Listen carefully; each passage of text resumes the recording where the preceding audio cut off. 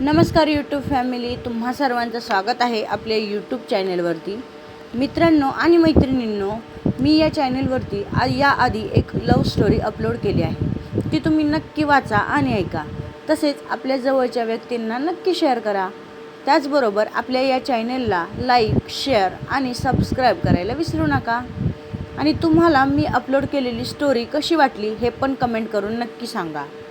YouTube family, मी आजपासून एक नवीन love story upload करणार आहे, ज्यात टशन, टक्कर, प्रेम आणि भूतकाळाच्या गडद सावल्या हे सर्व तुम्हाला वाचायला आणि ऐकायला मिळेल.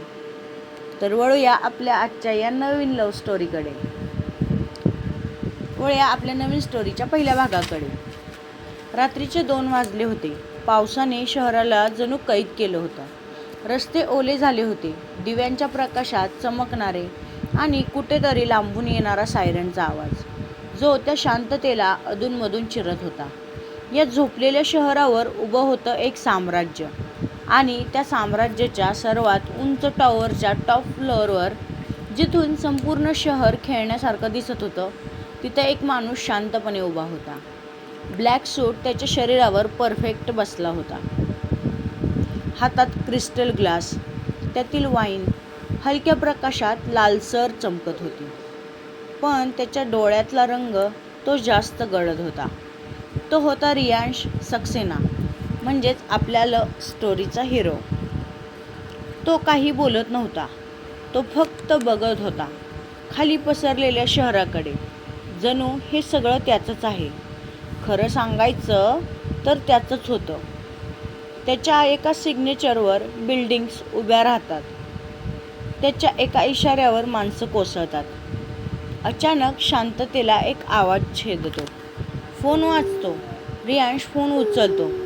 त्याच्या हालचालीत घाई नव्हती, कारण त्याला माहीत होतं, घाई करणारे लोक जास्त जगत नाहीत. पलीकडून आवाज येतो, सर, स्कायलाईन हाईट्सचा प्रोजेक्टची जमीन क्लिअर झाली आहे. फोनच्या पलीकडचा आवाज घाबरलेला होता. पण एक प्रॉब्लेम आहे. रियांशच्या ओठांवर एक हलकसं स्मित उमटतं. तो काचेजवळ जातो. त्याच्या श्वासामुळे काच थोडी धूसर झाली होती.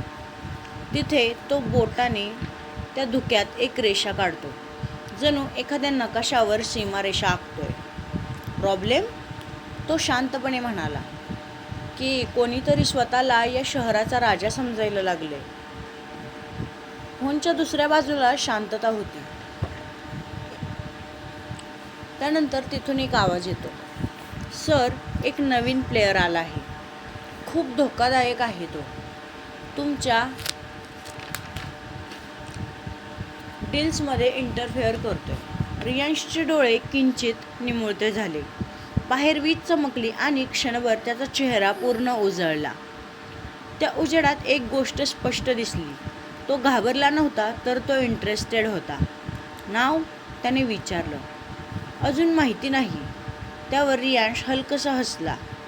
एक थंड आत्मविश्वासाने भरलेलं हसू त्याच्या चेहऱ्यावर उमटलं होतं. शोधा मग.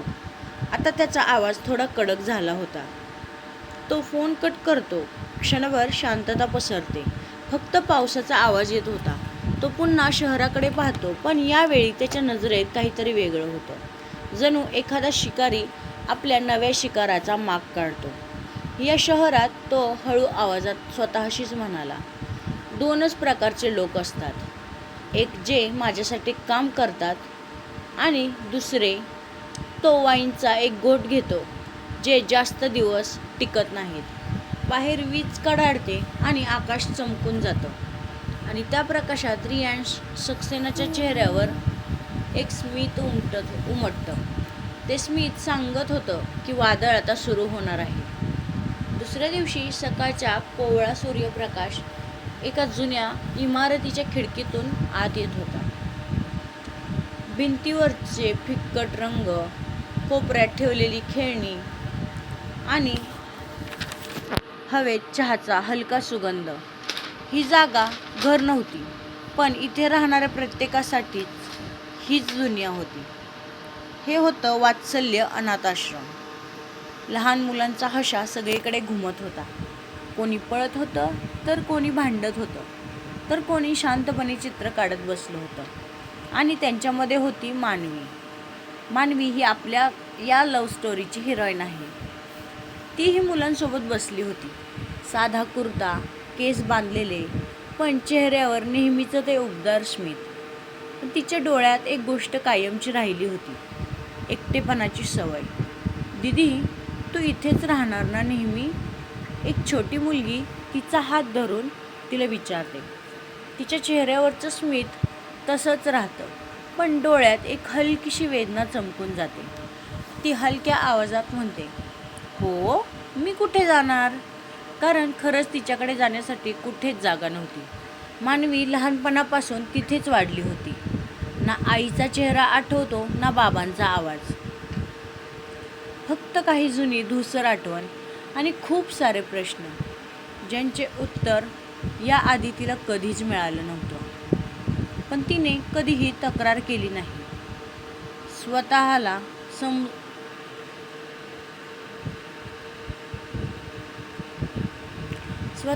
एकटं समजलं नाही. तिने या सगळ्या मुलांमध्ये आपलं कुटुंब शोधलं. आज ती फक्त इथे राहणारी मुलगी नाही, तर या अनाथाश्रमाची ताकद, मुलांसाठी आधार आणि चुकीच्या गोष्टींविरुद्ध उभी राहणारी एक आवाज होती. तिच्या आयुष्यात पैसा नाही आणि तिला त्याची कधी गरजही वाटली नाही.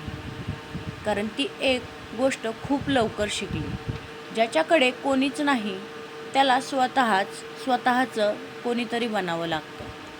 ती मजबूत आहे, पण अजूनही कुठेतरी आतून एक छोटी मुलगी आहे, जी अजूनही विचारते की माझं खरं घर कुठे आहे.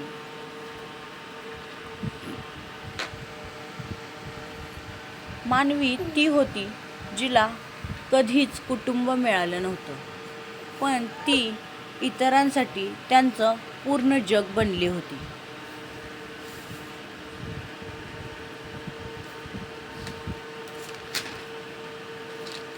साधारण दुपारचे 12 वाजले होते. अनाथाश्रमाच्या अंगणात मुले खेळत होती. हशा, गोंधळ, छोट्या भांडणांचा आवाज, सगळं काही साधं निरागस होतं. पण अचानक बाहेर एकामागून एक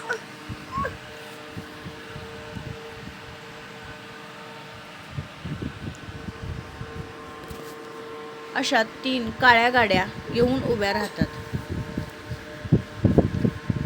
त्यामुळे गेटवरील गार्ड देखील गोंधळतो.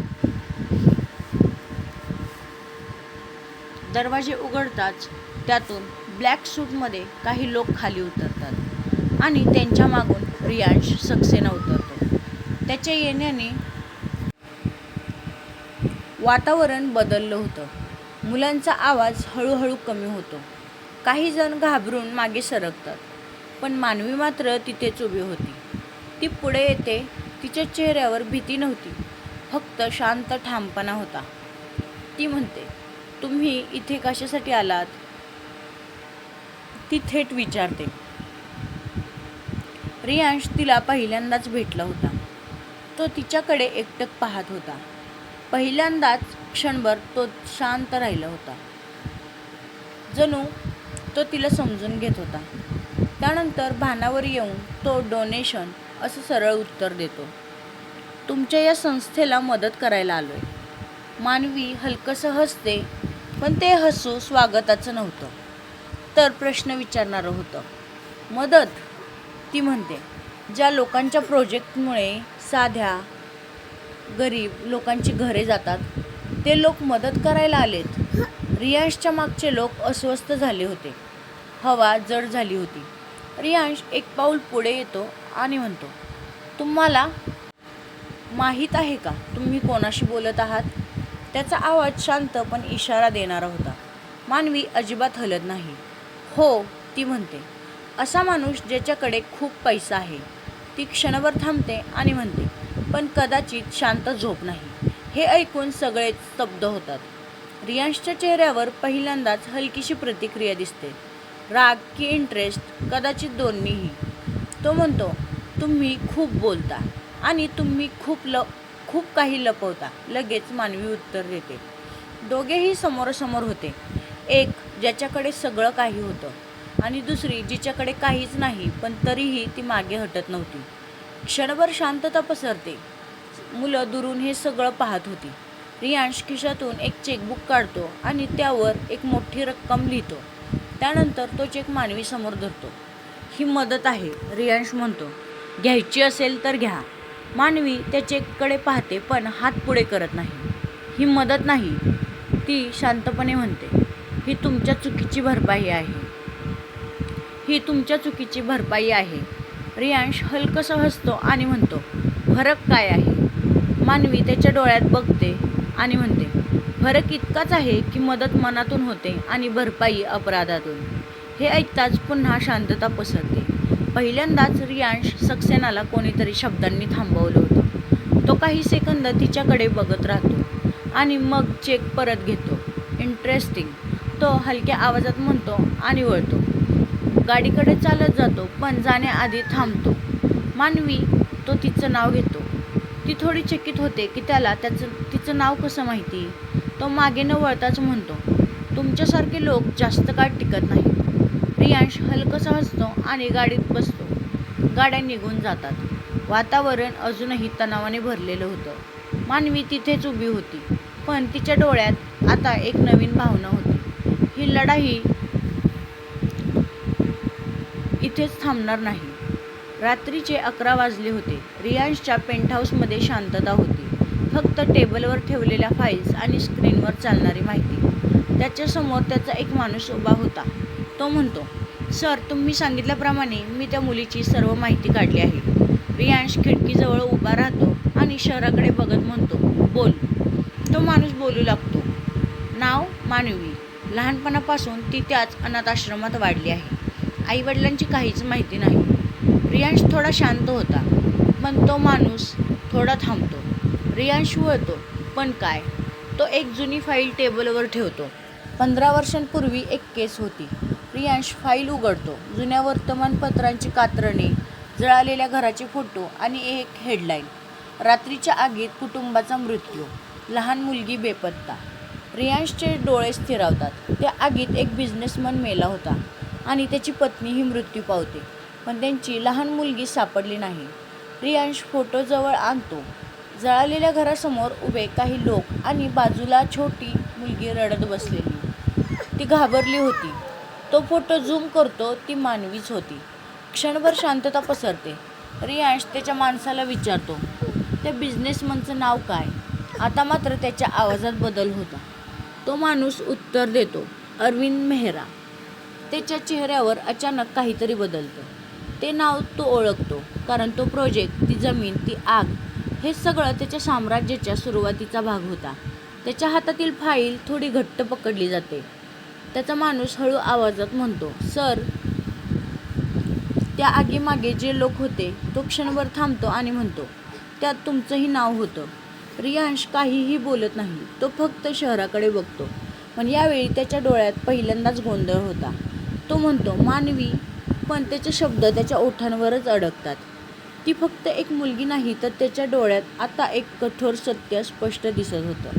मानवी ही त्या आगीची जिवंत साक्ष होती आणि कदाचित त्याच्या सर्वात मोठ्या पापाची आठवण देखील. रियांश डोळे बंद करतो. त्यानंतर तो माणूस त्याला पुढे काय करायचं याविषयी विचारतो. रियांश प्रतिस्पर्ध्याविषयी काही कळालं का असं विचारतो. तर मित्रांनो, आपला पहिला भाग इथेच संपत आहे. हा भाग तुम्हाला